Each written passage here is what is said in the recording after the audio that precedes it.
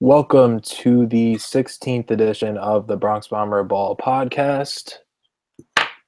All rise, and we will begin. My name is Steven Erickson, and I'm here joined as usual by Chad Rains. How are you feeling today, Chad? I'm doing well, despite the Yankees losing 2 out of 3 to Baltimore. Everything's going well. The Yankees are still in first place, which is big. So hopefully we can take 3 out of 4 in Toronto this weekend. Yeah, or at least split, because I don't know. I don't like our chances against them as of late, and they've been surging. But we'll get into that. Yeah, that could be a tough series, but like you said, we'll get into that in just a minute. To start off today, it's June 1st. It's a big day. The NBA Finals start tonight. We got some Golden State, some Cleveland Cavaliers. Should be. If you're not going to be watching the Yankees much this weekend, I don't really blame you. Finals should be pretty good as usual. But let's talk Yankees. That's why we're here. Obviously today. They lost 2 out of 3 to Baltimore. Kind of a tough series. First game, Jordan Montgomery pitched. Didn't really do that great. He only lasted 4.1 innings. Gave up 8 hits, 3 runs, only 1 earned. So didn't do terrible, but didn't have great stuff. Obviously gave up 8 hits. He did get the loss, and Yankees lost 3-2. Not much offense, which was kind of a problem dating back to almost last week. I mean, the Yankees didn't score many runs. They haven't scored many runs over the past week or so. I had the privilege of attending the one game where Tanaka pitched well against Oakland. He had 13 strikeouts, shut him out for 7 innings, ran into a little bit of trouble in the 8th. The bullpen blew the game, and they ended up losing 4-1. So just seeing that lack of offense, the inability to get anything done, it's been very troubling as of late. So hopefully they've turned that around. Although I did think the second game of the series was going to be a turnaround, and they didn't hit well yesterday. So we have to hope that that's not a long-term trend. Right. So in the second game, they won 8-3. That was the game that Gardner and Holiday both hit 2 home runs. Gardner has been really good this year. Yeah, he has. And a lot of us, especially here, were calling for his head in the beginning of the season. He got off to a dreadful April, and then he just went on a power surge, been hitting for average, played tremendous defense. I haven't really been the biggest Brett Gardner fan around the last couple of years, if you can't tell, but I have to give credit where credit's due. He's been absolutely amazing, and even potentially all-star worthy. Again, something we'll be getting into a little later in the podcast. Yeah, so Gardner's prone to having those hot first starts or first halves and then cooling off in the second half, but it looks like he's doing that again this year. But in April, yeah, you said it, he only hit 205 and had 2 home runs, and then in May, which May is now concluded, he hit 9 home runs and he hit 327. So that's not only like all-star caliber. That's getting into the American League Player of the Month territory. Don't think he'll get it, but he definitely had a great month of May, kind of led the offense. And then Holiday also hit 2 home runs that game. He has 11 on the year, just like Gardner. So it's good to see them contributing, the bald guy resurgence in the top of the lineup. Who would have thought that both of them would have the same amount of home runs here on June 1st? Yeah, I don't think anybody did, especially after that month of April for Gardner. He looked like he was in trouble. Now he's looking like he could be either an all-star or a trade candidate down the line. Yeah. So final game of the series was last night. Very frustrating. Yankees lost 10-4. They sent their ace to the hill, Masahiro Tanaka. Yeah, ace. Let's put ace in quotation marks because Tanaka has been anything but an ace. I don't know. I mean, it was a question. It's been a question all season of whether he was going to opt out or not. I think fans were overreacting in the beginning. It was early and he was struggling, and I'm like any other fan. I'm going to be reasonable and I'm going to give him time. But we're sitting here on June 1st, and Tanaka's 5-5. I think he's lost his last. I think he was 5-2, so he's lost his last 3 decisions. And his ERA is ballooned to 6.34. He's got a 1.52 WHIP, and he's just not pitching well. He's not pitching like an ace. Yeah, I mean, you basically encapsulated it with the stats right there. There's not really much I can add from a substantive point. But as far as my observations, I agree with everything you've said. Tanaka's been awful, whether it be ruining Derek Jeter Day, giving up more than 6 runs in 2 consecutive starts, then coming back against, again, the Oakland A's aren't the best offensive team, so we should have looked at that with a grain of salt as perhaps an anomaly when he faced a decent offensive team in Baltimore, he wet the bed again. So I really don't know where we go from here. We had an article posted a couple of weeks ago, or a week or two ago, about whether the Yankees should put Tanaka on the deal if there was anything wrong with him and call up Chance Adams, who has completely excelled at every level of the minors that he's seen thus far and appears to be ready. So I don't know. Do you think that the Yankees should be, even though it's only June, but this is a large body of work we're looking at. We're not looking at, only a couple of starts at the beginning of the season. We have, he's had 10 decisions, I believe, around 12 to 13 starts by now. So this is a decent body of 11 starts. I think so. Okay. Yeah. Okay. So this is a decent body of work. Do you think? And sorry, let me continue this. He's also the worst member of the rotation. So do you think that we should remove him now, or where do we go from here? Yeah, I mean, I don't want to be irrational, but we're not talking about we're not at May 1st anymore. This is June 1st, and he's made 11 starts. And typical ace pitcher or frontline pitcher is going to make 32, 33 starts on the year. So you can look at it from a standpoint that he's a third of the way through a season, and the first third has been awful. Now, of course, he's not halfway through yet, so he could turn it around. He could have a great 2/3 of the season to end it out or to close it out and still even opt out. I mean, he's got plenty of time, panic time for Tanaka. Ashman said that they've done CSI the Bronx on him and that there is no injury. And I kind of think there is some truth to that. I don't think the Yankees would be sending him out there if there was an injury. But at the same time, at some point, you've got to sit back, especially if you're Cashman, if you're Girardi, if you're the Steinbrenners. You've got to sit back and come to terms with the fact that Tanaka has been not only terrible, he's been the worst starter in the rotation by far. Oh, and what makes it even worse is that we have viable internal options that would probably most likely perform better than he is right now.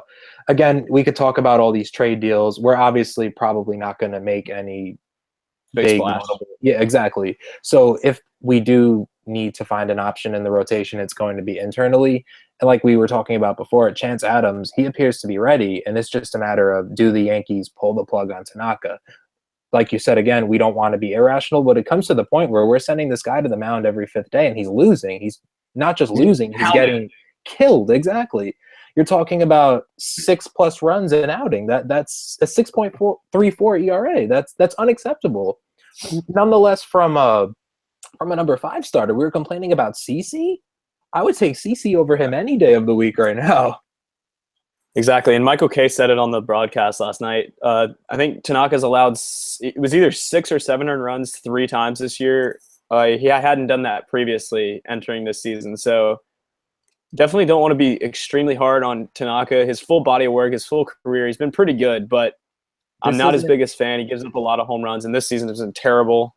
It's not ace material. I mean, when you look at any ace, of course, they're going to have certain starts here and there where they really struggle and get bombed. Every pitcher does. But to have this happen repeatedly, you and I, we've been tweeting a lot on the BBB Twitter about how anti-Tanaka we are. And we've been getting a lot of flack from certain fans saying, cut him a break. He's been good the last 3 years. Yeah, that was the last 3 years. This is 2017, and he's our worst pitcher. He's a liability. He either improves or something has to be done. And you talked about the we'll get into the Gleiber mania later, but the Chance Adams mania, I think, is also at an all-time high right now. And in my opinion, he's the best pitcher in the Yankees farm system. Definitely. In his career, he's 23-3 with an ERA of 1.96. He was actually drafted as a reliever, I believe. Yeah, he was, out of Dallas Baptist. And he's got good stuff. Obviously, he's been dominating. This year, he's 7-1 with a 1.24 ERA and 10 starts. That's across both Trenton and Scranton Wilkes-Barre. He's dominated at both levels, and he's shown that he doesn't have much left to prove. So yeah, I mean, if he's ready. It's just, I have no doubt that if one of the members of our rotation went down, regardless of who it was, Chance Adams would probably be the first option to come up. And even though they're all healthy right now, we have one who's been terrible. So it makes you wonder if there's a clock ticking or what the Yankees are planning to do in that regard. He's got to compete with Luis Sessa and Chad Green and Brian Mitchell, but I think if they do into the system, he's definitely going to be one of the first guys to get called up. He's definitely shown that he's ready. We'll kind of monitor that situation as it continues, because I mean, he had a start yesterday where he went 6 innings, allowed 1 hit, no runs, 2 walks, and 12 strikeouts. And I don't know how much longer you can keep a guy down there if he's just stifling minor league hitters. He's showing he has nothing left to prove. It's kind of like Gleyber. Yeah, it's kind of like Gleyber Torres. I mean, Cashman said Gleyber's going to dictate when he gets called up. If that's true with Gleyber Torres, I think it should also be true of Chance Adams, and Chance Adams is definitely doing that. Yeah, definitely. All right, staying in the minor leagues, we're going to talk about some major league players that are rehabbing. Greg Bird, most notably, went down about a month ago with an ankle injury, and he's been pretty bad when he played, but he definitely had a lingering ankle injury, and he will be making his – I guess he'll be starting in Tampa tonight. He'll be starting his rehab assignment tonight in Tampa. That's definitely what we want to see out of Bird. Tyler Alston he's seen time in Trenton and Scranton Wilkes-Barre, right, Chad? Yeah, he's in Trenton, or he's in Scranton right now. He started in Trenton, and it's kind of a minor league rehab assignment, but it's almost like them sending him to the minor leagues to kind of prove that he's ready to make it back to the big leagues. And he has a very small sample size, but in Trenton he hit .429 with a double and 2 triples in 5 games, and in 5 games in Scranton he's hitting .278 with a double and an RBI. So he's playing well in minor leagues. I sort of get the Yankees' logic there, but at this moment, we literally have a black hole at first base. It's a black hole. We've gotten next to nothing out of first base. So it's a miracle that this team is where it was when it was relying so much on Greg Bird heading into the season. When you look at Chris Carter, I kid you not, I have never seen such effortless swings and misses. It's like he's not even trying. You'll see him just flail at these balls, watch strike threes. It's otherworldly. I've never seen anything like this. And you wonder, how long can the Yankees continue to run this automatic out there? I mean, his defense has been better than expected, so I guess that's been the one pro to him. He had 1 big home run in Pittsburgh, but aside from that, he's been terrible. He's been so bad that the Yankees have even started Rob Refsnyder at first base the last 2 games. And Refsnyder, as we know, is not a natural first baseman. So you would think that they'd be dying for the return of Austin. Because as a fan, I would rather see Austin than Carter, even if Austin isn't, 100% ready to be here. He also showed that he's capable of playing here in the small sample size last season. Yeah, so Carter's average is down to 186 on the year. He has 4 home runs, but 3 of them are against one team, the Kansas City Royals. Yeah. So that's been disappointing. And like you said, they've been starting Refsnyder at first base, which, I kind of like. If you give the kid consistent at-bats, he might hit. And I definitely like how we're giving him a chance, but I think at some point, if Austin's ready, he's going to come up. Refsnyder's going to go down. And then when Bird comes back, which I think Austin's going to be ready before Bird, and the Yankees might have to take a look at sending up Austin and sending down Refsnyder. Refsnyder has another minor league option, so he does. That's do that. And then when Greg Bird comes back, that's when they're going to have to take a real look at Chris Carter and determine if they just want to cut their losses with him. He's only owed $3 million, and that was at the beginning of the season, so he's owed less than that now. It'd be an easy contract for the Yankees to eat if they were to do that. Yeah, I agree. It wouldn't be the worst thing to just let him go. At the time that Brian Cashman made the signing, I was totally for it. He was tied for the National League lead in home runs last season. We knew he struck out a lot coming into the signing, but you take the strikeouts if you're getting the home runs. In the beginning of the season when he was struggling, I thought it was because he wasn't getting consistent at-bats because Greg Bird was the starting first baseman. But after Bird went down, you would think that with all this consistent playing time, Carter would eventually start hitting some home runs, but he really hasn't. And I think we've seen enough from him. And as soon as our other options are available, he should be gone. I agree. So in other news, Jacoby Ellsbury got injured about a week ago. He got a concussion, crashing into the wall. The first play of the game, actually, against Kansas City. He's not playing tonight, but he did travel with the team, and I think he's going to return this weekend. I would anticipate that. And when that happens, that another option for the Yankees is to plug Hicks at first base. He's been taking ground balls, and the 4 outfielders for the Yankees have been just exceptionally well this year. And I think when Ellsbury comes back, Girardi's going to continue to rotate him in and out, but you definitely want to see all of them getting consistent playing time, not really losing any momentum that they had. And I think one option is definitely to move Hicks to first base just every now and then, just to have him playing every day, because Judge is going to play every day. You know that Gardner and Ellsbury against lefties, one of them is going to sit and Hicks is going to play. But against righties, you kind of want to get them all in the lineup if you can. Yeah, it's definitely a good problem to have what we're seeing in the outfield, but like you said, we got to find ways to get them into the lineup. First base has been a problem. So if you can get Hicks some reps there, that would be a good thing. I'm just thinking by the time he's feeling like a natural there, Bird might be back as well as Austin. So it might be a moot point by then. That's a fair point for sure. All right. Speaking of the outfield, this has been a hot debate on on social media, on more than that, on ESPN, on every big media outlet. Who's the king of New York? So, excuse me. We're going to play a game here. I'm going to read you some numbers from player A. He's hitting .327, has an on-base percentage of .428, slugging .690. That's a 1.118 OPS. This is going to give it away, but he's got a league-leading 17 home runs, 37 RBIs, 7 doubles, 2 triples, 4 steals. Player B is hitting .316, .415 on base percentage, and .639 slugging, .054 OPS. He's got 13 home runs, 34 RBIs, 10 doubles, 1 triple, 1 steal. So player B's got great numbers. Player A has great numbers. Which player are you taking? I mean, looking at this objectively, not knowing which player is who based on the stats, obviously, I think neither player is a slouch, but we're going to have to go with player A here. The statistics don't lie. He's far superior to player B, don't you think? Yeah, and player A is Aaron.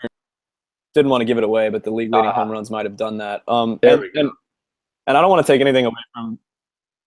I don't want to take anything away from Michael Conforto. Mets fans get really offended when you don't talk him up.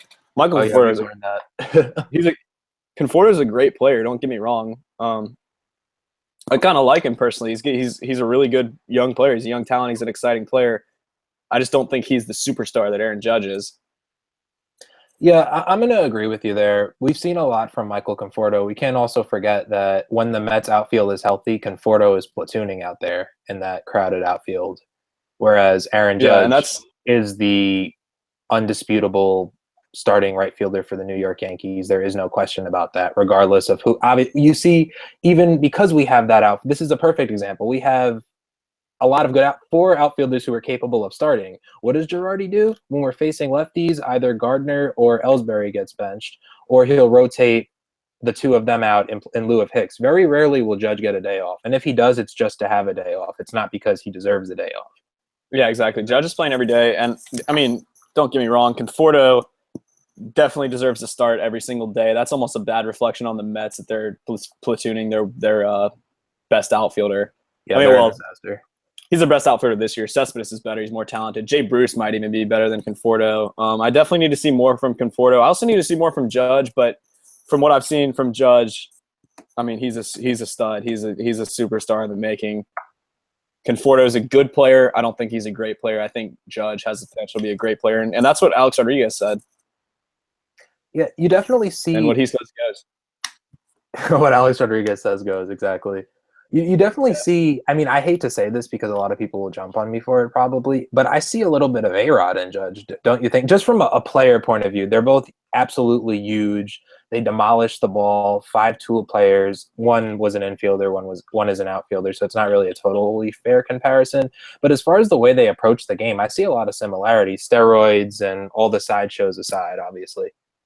Yeah, personality-wise, Judge is definitely a Jeter. Maybe on the field, if you can combine the two, you're talking about an all-time great player. And by no means am I saying Judge is going to be an all-time great player. That's a lot of pressure to put on him. But I think he's definitely has the potential to be a very good player for a very long time. He's made some great adjustments at the plate.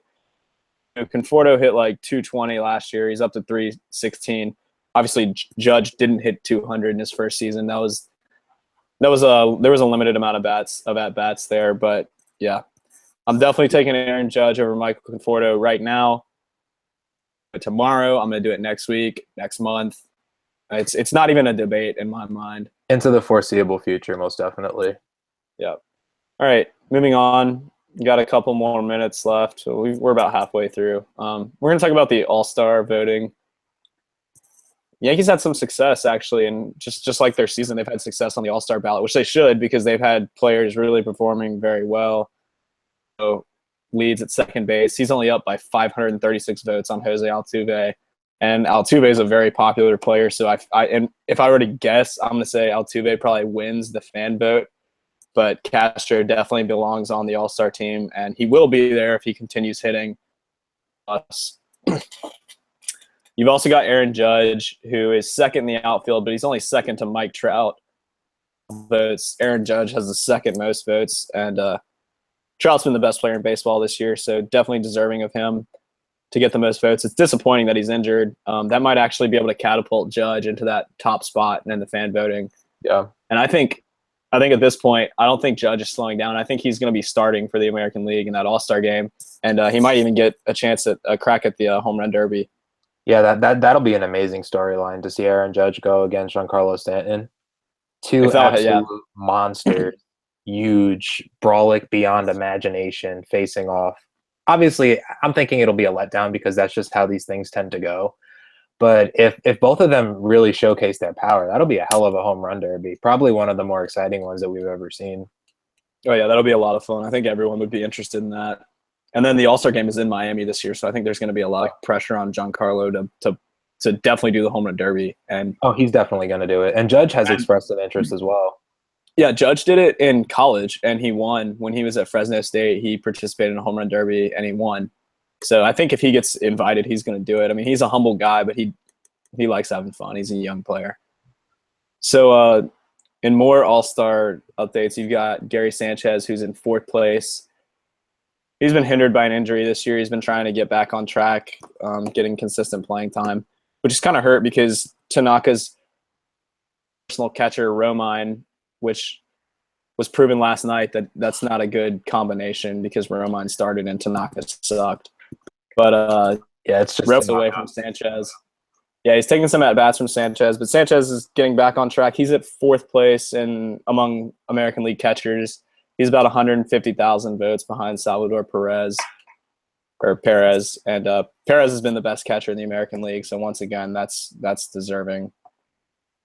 That's the problem with fan voting, in my opinion, is it turns into more of a popularity contest. Well, you remember a couple years ago, I don't think it was last year, the year before, when the Royals, the fans just went crazy with the voting, and there was a point in time where I think 7 or 8, I think it was the Royals and Mike Trout.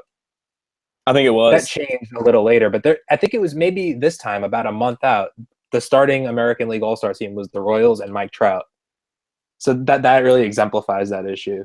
And then last year, the Cubs had like 5 or 6 starters. And I mean, they were the best team in baseball, but you can't tell me Addison Russell deserved to start over Corey Seager at shortstop.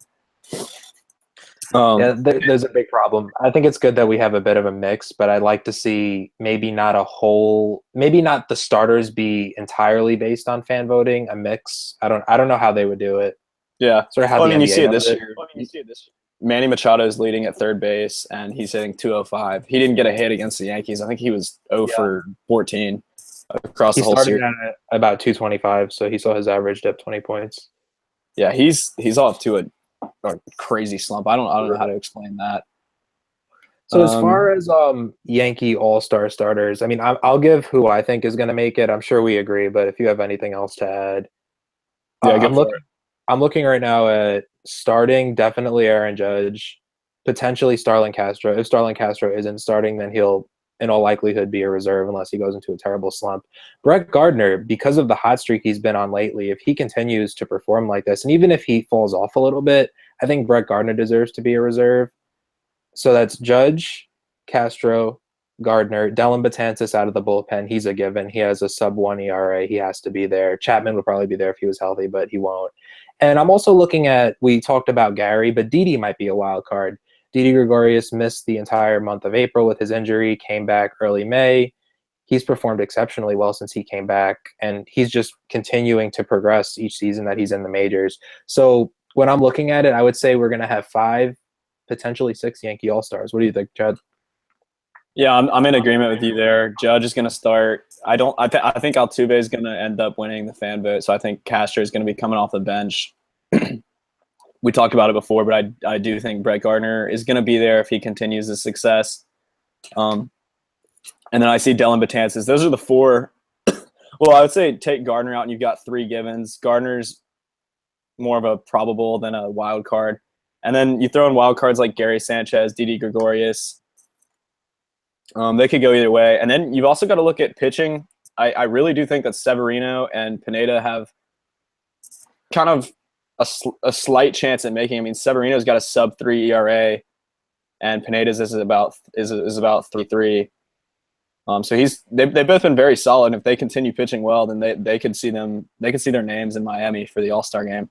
Yeah, of those two, I personally see Severino as the more likely choice there, because if we look at Pineda, he's been much more consistent this year, but I don't think he's been as dominant.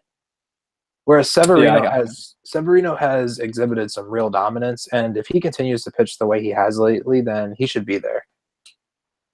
Yeah, I agree with that for sure. All right, so one more thing that we're going to talk about before we kind of wrap this thing up. This was an article published by, I think, NewJersey.com today. It was saying that a Yankees source told them that the Yankees are grooming Gleyber Torres to play in the major leagues this year, not next year. Obviously, they called him up to AAA about a week ago, and he's been playing mostly third base in AAA. He's been playing a little bit of shortstop, a little bit of second base. He's still on that rotation, but the source told NewJersey.com that Gleyber Torres is going to be the Yankees' third baseman this year, not next year. What are your thoughts on that? Because obviously Headley struggled, and he's got a year and a half left on his contract. And before I let you speak, the source also said that the Yankees would be interested in keeping Headley on the team, having him off the bench. That's a great option in my opinion. And then as far as next year for Headley goes, that's where it's kind of in question whether they would want to keep him or cut him. Well, when we're looking at Torres, I definitely think he's going to be here in September. So he will be in New York at some point in time this season. I'm very skeptical of unnamed sources like this. You just need look no further than the political arena right now with fake news, but I'm not going to get into that at the moment because this isn't the proper forum for that. But I think that it wouldn't be a bad thing. Headley's been terrible. He's been given a long leash, got off to a great start in April, has been abominable since. It's sort of like first base. I just don't know how much longer you could keep running these guys out there. As far as keeping him on the team as a veteran, I don't really know what good that does anybody because Torres is much more versatile and can play more positions than Headley. So I don't think removing Torres from the roster in favor of Headley in that backup position does the Yankees justice. So I think they'd either have to trade him or just outright cut ties and do to him what they did to A-Rod, and I don't really think the Yankees are ready to do that. Yeah, they did say that they would be interested in trading Chase Headley, but they acknowledge that might be kind of difficult due to his contract and his struggles at the plate recently. I mean, April, he was great. I think if he was performing half of what he did in April, this isn't even a question. Gleyber Torres is coming up in 2018. All the Yankees need out of Headley is really to hit 250, 260, maybe 15 home runs, 60 to 70 RBIs. Even in the 50s would be fine. Just be an average player, not make these common miscues in the field. Right. I mean, it's similar to Ellsbury. Ellsbury's not going to be that MVP candidate that he was a couple years ago. Headley's not going to be the 2011 Headley. I mean, these players are who they are, and when they're not performing up to their recent standard, that's where you get concerned. And it's definitely concerning that Headley is playing so bad.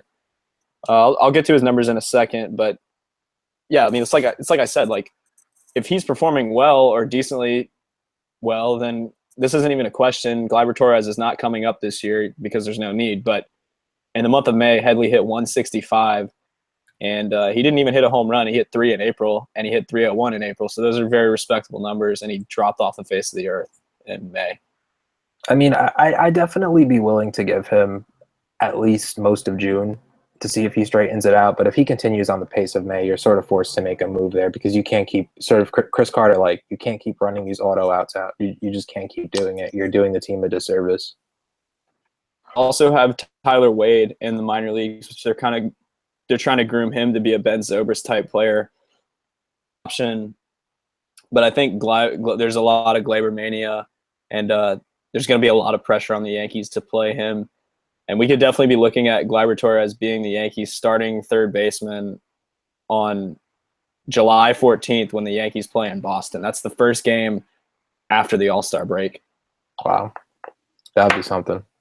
That would be Be a something nice to make. coming out. That's sort of like a mid-season acquisition right there. Yeah, I mean, and I think that's how the Yankees would see it. Instead of going out and getting or trading for somebody, even if it was a Trevor Plouffe for someone who is kind of a buy low candidate, which we had an article published on that. Even if they did get a buy low candidate, I think they would rather call up Torres, which, like you said, is like a mid-season acquisition right there. Yeah. All right. So that's a little Gleibermania. We'll talk about that in the next coming weeks. We'll keep you updated on the website, on the Twitter, on the social media. We're actually on Instagram too now. I'm so shitty at managing the Instagram, but I finally delegated the Instagram to another one of our writers, and he's been doing a great job on that. So make sure you follow us on Instagram if you're listening at Bronx Bomber Ball. It's the same as our Twitter. We've only got about 100 followers, and we've almost got 7,000 on Twitter. So why is that? We need to get that. It's my fault completely because I don't keep up with the Instagram like I should. But definitely head over there and follow us. We appreciate it. We might follow you back. Maybe. So we're talking about the NBA Finals before, and I think it would be a nice way to conclude going into that. You agree? Yeah, this is going to be a good way to conclude the podcast today. We've got Steph Curry and the Golden State Warriors against LeBron James and the Cleveland Cavaliers. Kyrie Irving was actually announced that he was on the 2K cover today. Mm-hmm. So some people say that's a curse. I mean, there's a Madden curse there. What do you think? What's your prediction for the finals? Well, I'm one of the biggest LeBron haters you'll find. Can't stand the guy. I respect his game, but I just don't like him. So let me preface this by saying I'm a salty Spurs fan. I'm of the belief that if my Spurs got past the Warriors and Kawhi Leonard didn't get Zaza, that we would beat the Cavs in 6 games. But because that's not the reality, I'm going to pick Golden State in 5. I wouldn't be surprised if they swept. The onus is completely on Golden State here. If they lose this series, they should be ashamed of themselves. This is the Monstars against LeBron. Yeah. There's no reason to lose this series. I will give LeBron a game because he is just that sort of transcendent player. But if this goes past 5, I'd be shocked. Yeah, your Spurs need you guys need Chris Paul. Otherwise, you guys aren't going anywhere. He's kind of your savior.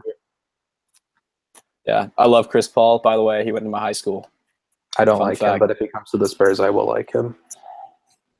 All right, so my personal prediction, I'm going to go Golden State in 6. I'm going to give LeBron 2 games. I thought Golden State was going to win last year. I think everybody did. They were up 3-1 and blew it.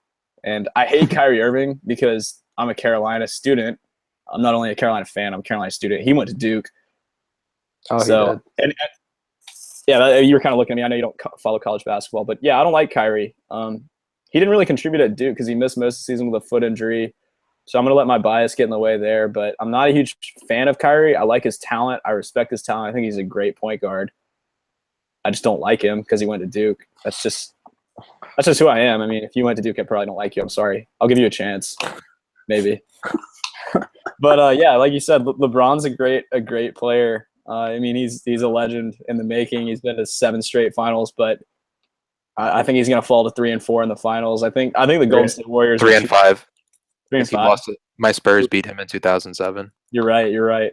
I think the Golden State Warriors are way too loaded, and I'm not saying I'm a Golden State fan by any sense of the word, but I do kind of like Curry. I know a lot of people criticize him, don't really like him. I think he's a great player. I think Kevin Durant's a great player. That roster is loaded, but at the end of the day, I think the Cavs are going to steal game 1 or 2, probably game 2, because I think Golden State's going to come out firing tonight. Yeah, and from there they'll probably win 1 at home and 1 on the road, but Golden State's going to take it in 6. Golden State's going to take the first 3. Cavs are going to get 1, and then Golden State's going to come home for the victory. I'm Dub Nation for the rest of the playoffs, the rest of the finals.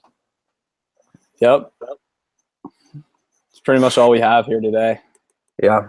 Very productive podcast. Well, like we said last time, we're going to try and do these more often, hopefully maybe once a week or every 2 weeks as we head into the summer. And that's about it for me. Have any closing remarks? We did say we're going to do them more often, and that was like 2 or 3 weeks ago. So I think we are hoping to stick to that going forward. We did do one recently. We always say that we're going to do them commonly, and we don't. But I think hopefully this time we are. Yeah. Try and stay on that routine. That's all we have today, everybody. Let me dismiss the podcast. Gavel drop. The gavel drop.